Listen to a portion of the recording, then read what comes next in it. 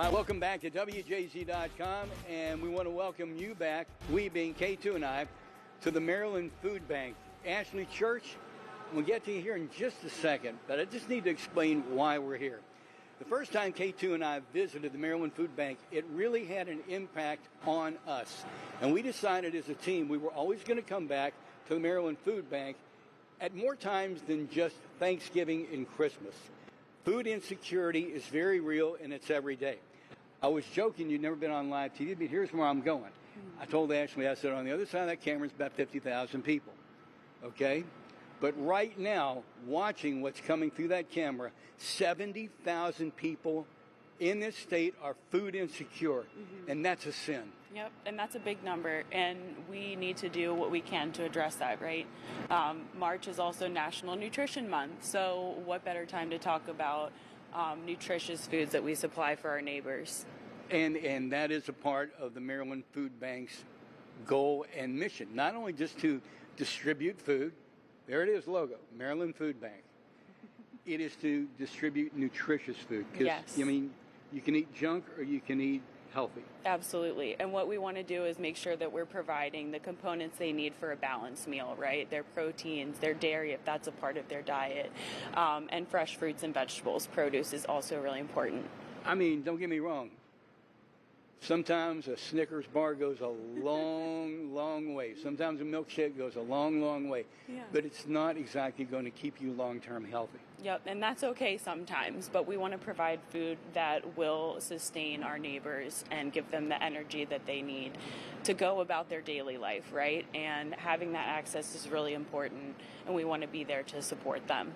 You know, it's stunning when you drive into the Maryland Food Bank, the sign under the logo, it says, "Till hunger ends."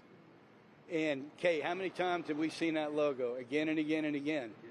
Again and again and again. And it's just not ending. Yeah. 70,000 is a huge number. I'm sure if someone's never seen one of our live shots, they're going, come on. But no, it's statewide and it's real. Go to the Maryland Food Bank website. It will blow your mind. Yeah.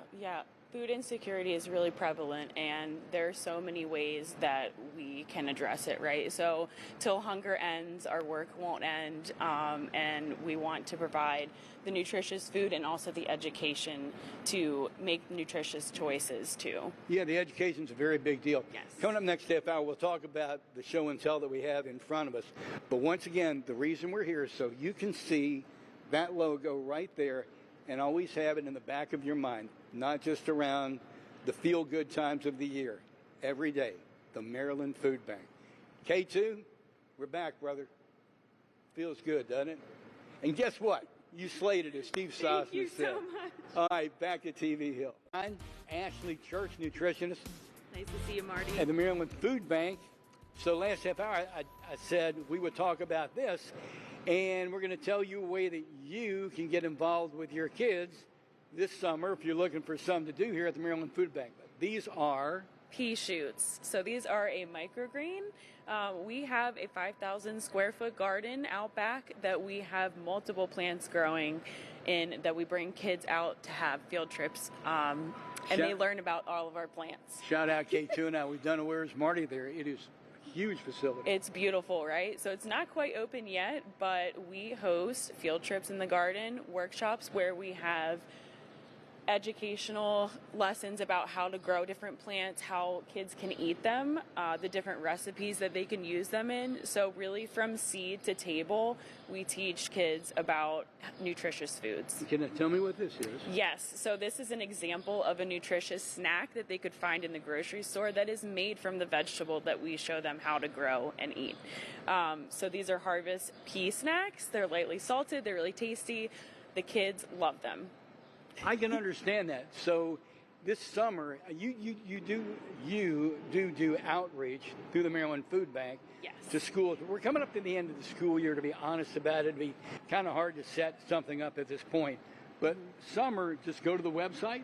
Summer, you can go to the website, mdfoodbank.com, or you can get in touch with our nutrition team. The email is nutrition@mdfoodbank.org, and we would be happy to set your group up with a field trip, a workshop where you can learn about fresh vegetables, how to harvest them, and how to use them.